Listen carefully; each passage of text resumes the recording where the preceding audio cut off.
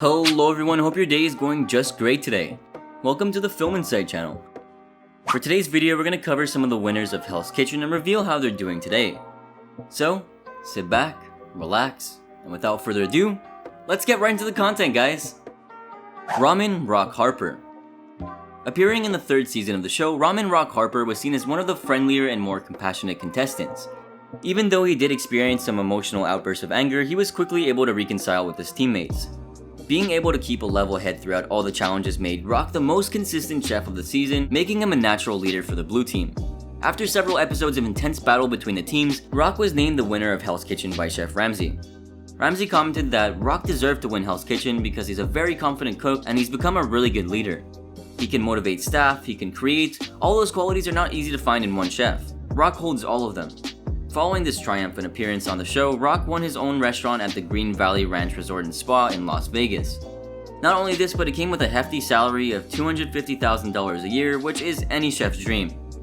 Though after a year of working at the restaurant, he decided to leave and become the executive chef at Ben's Next Door. Eventually leaving this restaurant as well, Rock made the interesting choice to teach the next generation of chefs by becoming an instructor at Stratford University. The Season 3 winner also published his own cookbook called 44 Things Parents Should Know About Healthy Cooking for Kids. On top of all these amazing achievements, Rox is also involved with a list of businesses in an advisory capacity. You can say that this is an amazing success story. Michael Ray. Michael Ray, a Season 1 contestant, was undoubtedly the kindest chef of the time and would often be seen helping out his teammates in need. While he might have been a quiet leader, he was more than capable of pulling the red team out of its slump through his undeniable cooking skills and gentle leadership. Although he was also very competitive, strategic, and manipulative, like how he put up his teammate Chris for elimination since he would be possible competition. In the kitchen, Ray had very high standards and always strived to be creative, which made each dish exceptional.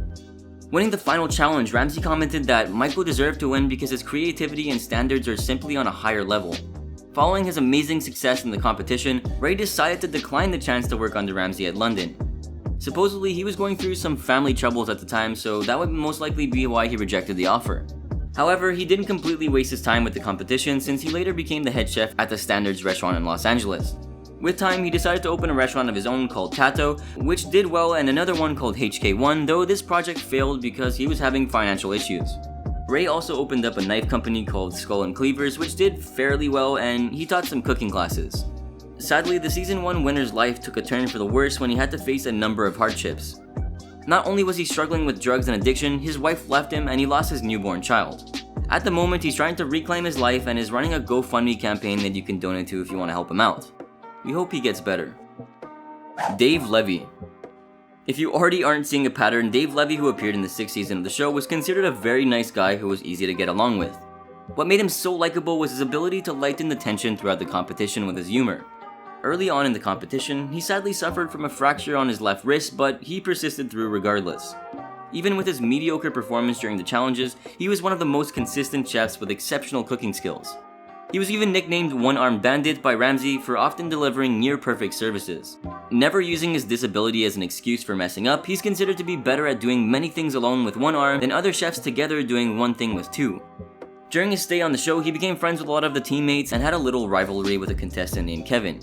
The man was so nice that he was the only one able to tolerate the insufferable Suzanne and got along with Andy, even if he was sometimes annoyed with his performance. Being named the winner of the season, Ramsay expressed that Dave has a very natural ability and a very sophisticated palate. He fought through excruciating pain and excelled. Post-appearance on the show, Levy got the chance to work at a restaurant called Araxi until the end of the 2010 Olympics. Since he didn't get the position of head chef and rather worked as a line cook, he decided to move on to bigger things. For one, in 2011, the Season 6 winner went on to become a guest speaker at the Appalachian Trail Conservancy's membership drive.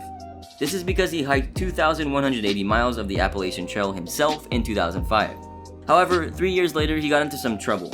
Getting arrested as a part of a drug bust, he was later found to be not guilty and released without charges.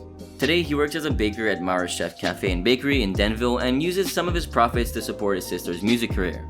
How kind. Christina Wilson. As a contestant in the 10th season of the show, Christina Wilson was seen as the sanest woman of an infamously aggressive and unforgiving team. While she did have a bit of a rough and competitive personality, she would also be fun and capable of lightening the mood. Being very passionate, she fought through punishments she received and was an amazing team player. Even with the rocky start that she had, she became the best and most consistent chef on the red team when it came to dinner services and second best for challenges. Proving to have exceptional leadership skills, especially during the semifinals, she quickly caught the eye of Gordon Ramsay.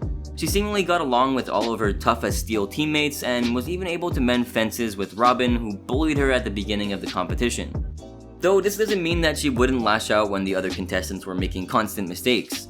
She would be stern when necessary. After rising to the top thanks to her exemplary cooking skills, Ramsay crowned her as the winner of Hell's Kitchen. He mentions that Christina's passion and talent are undeniable and that she's a strong leader who is totally at home in the kitchen. Following her win, she got the head chef's position of Gordon Ramsay's steak at Las Vegas and had a $250,000 salary. However, even when the contract with Ramsay ended, he hired her full-time and she now works as the executive chef for all of his restaurants in Vegas. As a little interesting addition, Ramsay helped renovate her house on the show My House, which she funded with some of the cash winnings from season 10. Not only did she appear on Hell's Kitchen, but many other of Ramsay's shows like Master Chef, The F Word, and 24 Hours to Hell and Back. It's awesome to see how closely she works with Chef Ramsay because of her win. Latasha McCutcheon. Energetic, positive, ambitious, and humorous are the best words to describe Latasha McCutcheon, a season 13 contestant. Throughout the competition, she was always very calm, kept herself well composed, and never got angry at her teammates for poor performances. Rather, she tried her very best to not only improve herself as a chef, but the others around her, which was very admirable.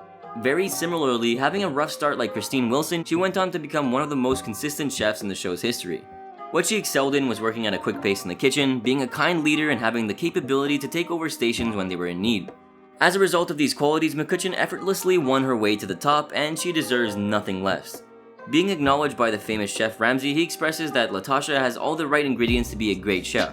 She's creative, a strong leader, and has great attention to detail, and has an outstanding palate. But the thing I love most about Latasha is her determination. Following her appearance on the show, she didn't have the most eventful career, but still a good one at that. Working as the head chef at Gordon Ramsay's Pub and Grill at Caesars Atlantic, she kept her position for only a year. Deciding to pursue something different, McCutcheon became a private chef, which has a nice salary. Good for her. Kimberly Ann Ryan. Kimberly Ann Ryan's personality was sometimes abrasive, but she mostly kept a light attitude during her stay on the red team. Being later transferred to the blue team, she tended to show off a big ego and was quite arrogant about her skills, which angered the team quite a bit. Starting as the strongest and most consistent chefs on the red team, things changed when she switched to the blue. However, she bounced back heavily in the Black Jackets. It became clear that she found her voice as an effective leader, and this led to her eventual win of the competition. Following her appearance on the show, she took up Ramsay's offer to become head chef at Yardbird Southern Table and Bar and currently works there. Ryan has experienced a lot of hardship though, being assaulted by her longtime boyfriend in 2019 and contracting the recent virus during the outbreak. However, she did survive. Well, that'll be all for today's video here on the channel. I do hope you enjoyed, and if you did, be sure to drop a massive like down below and comment your thoughts. Subscribe for more content like this and turn on those sweet bell notifications for instant access to our content. Have a good one, guys.